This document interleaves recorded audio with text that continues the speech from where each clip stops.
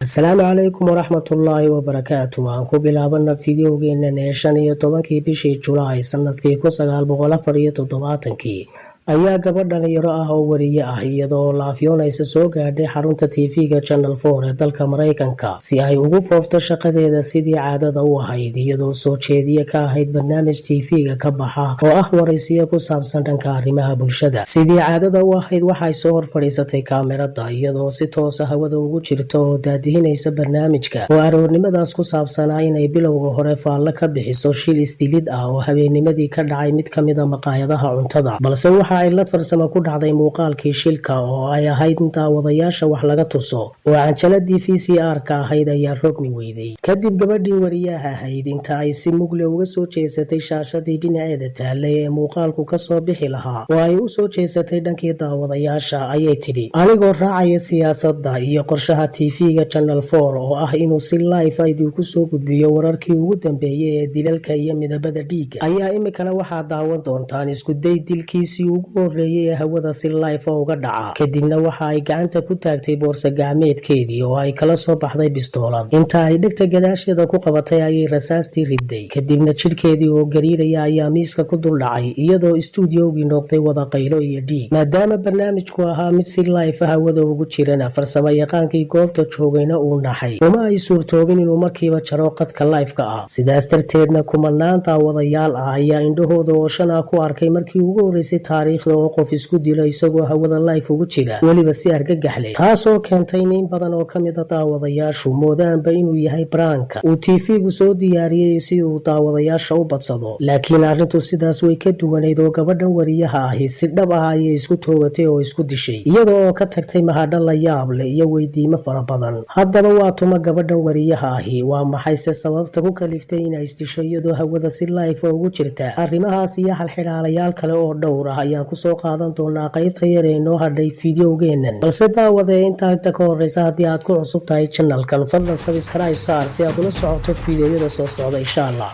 Christine Chabuk waxay ku dhalatay magaalada Hudson ee gobolka Ohio sanadkii 1944, waxaanay saxaafadda ka baratay jaamacadda Boston iyadoo sidoo kale haysatay shahaado dhanka fanka ah. Waxa ay aad u jeclayd saxaafadda, gaar ahaan telefishinka, iyadoo riyadeeda ugu weyn ay ahayd inay wariye TV noqoto. Waxa ay soo qabatay dhowr shaqo oo kala duwan ka hor intii aanay riyadoodu u rumoobin oo aanay aakhirkii shaqo barnaamij daadihiye ah ka helin TV-ga Channel 4. Laakiin riyadeedii ayaa markiiba u soo eegaatay mid ay ku hungowday, maadaama barnaamijkan ay soo jeediyaha ka ahayd ahaa barnaamij waraysiyo dhowr qof lagu marti qaadayo ah. Christina ay ahayd mid jecel inay ka faallooto arrimaha fanka iyo horumarinta bulshada, halka TV-gu ka ahaa mid ku tiirsan xayeysiisyada iyo daawadayaashiisa oo aad u xiisayn jiray barnaamijyada la xidhiidha faldambiyeedyada iyo dilalka, taasoo Christine shaqadeedii ka dhigtay mid ku qasban inay ka hadasho dhacdooyin foolxun iyo dilal bahalnimo ah, taasoo noqotay qayb ka mid a nolol maalmeedkeeda, taasoo qalbijab ku riday iyadoo awal horeba niyadjab la tacaalaysay oo markasta booqan jirtay dhakhtar cilmi nafsi ah. Waxaa kaloo jirtay sabab aad u muhiim ah inay ka dambeysay inay Christine isdisho, taasoo ah niyadjab iyo warwar quus ku dhow oo ku waajahan dhanka nolosheeda. Waayo si kasta oo ay u ahayd wariye caan ah, haddana himiladeeda nololeed waxay ahayd mid rajo la-aan ku dhow. Waayo da-deedu waxay gaadhay 30 sano iyadoo weli guursanin, weligeedna aan xidhiir jacayl iyo mid hasaawe midna samaynin. Mushkiladan dhanka ragga ka haysatana waxay ahayd mid weligeed soo taagnayd. Tusaale ahaan, dugsiyadeedii sare waxay ka mid ahayd urur lagu magacaabo gabdhaha aan haasaawin oo ka mid ah ururo ay barbaarta Mareykanku dugsiyada ka samaystaan. Xaalkeeduna sidii ayuu kusii socday waqtigii jaamacadda iyo waqtigii shaqada, iyada oo aanay weli nin wada hadlin. In badan oo saaxiibadaheed ka mid ah ayaa la guursaday oo carruur dhalay, iyadoo iyadu weli la nool hooyadeed iyo walaalaheed. Kacaaganaanta ragga ee Christine may ahayn mid la xidhiidha quruxdeeda iyo muuqaalkeeda, wuxuu ahaa mid ay sabab u tahay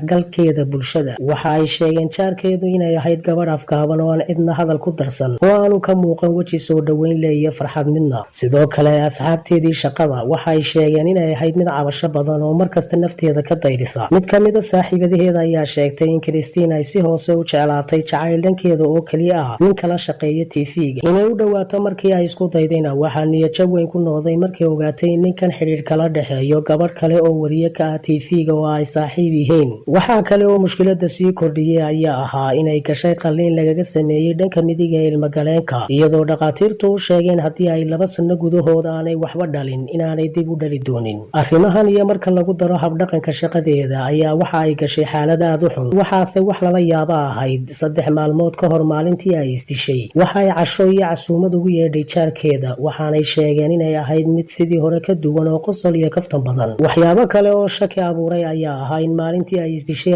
aroornimadeedii ay u tagtay xarunta bilayska magaaladeeda iyadoo uga soo warantay in TV-ga ay ka shaqaysaa ka codsadeen inay soo bandhigto falistilida. arrin kale oo mucjiso noqday ayaa ahaa in Christine ay sii diyaarisay warkii TV-ga laga aqrin lahaa ee ka waramayay istilkeeda iyo dhimashadeeda. wariyihii kale ee ay degdega ugu yeedheen si uu iyada u bedelo oo uu hawsha u sii wado ayaa miiskeedii ka helay warqadii ku yaallo oo uu ku qoran yahay warkan ay gacanteeda ku qortay Christine oo u dhignaa sida tan. wariye Christine Shabuuk ayaa saaka xabad isku dhufatay iyadoo hawada live uga jirta TV-ga Channel 4 waxaana loola cararay dhankaas iyo dhakhtarka iyadoo xaalad khatar ah ku jirta halkaas oo ay ku nafbaxday. wariyihiina sidii ayuu warkii ku aqriyay isagoo warbaahintii kalena warqadii la wadaagay oo u qaybiyey. Christine Shabuuk sidaas ayay taariikhda ku gashay qofkii ugu horeeyay ee isdila isagoo hawada live ka ah, laakiin muuqaalkii istilkeeda mar dambe dib looma soo bandhigin tan iyo 1974. inkastoo Christine nafteedii ay haligtay, haddana waxay sabab noqotay in la bedelo barnaamijyo badan oo TV-yada ka baxa oo saameyn xun ku yeelan karayay shaqaalaha. haddaba daawade maxay kula tahay sababta gabadhan ku kaliftay inay hawada si live ay isugu disho? ma arrin shaqada la xidhiidha mise maaha? ama haddaan si kale u nidhaahno, shaqada uu qofku hayo iyo dabeecadeedu ma saameyn kartaa qofka?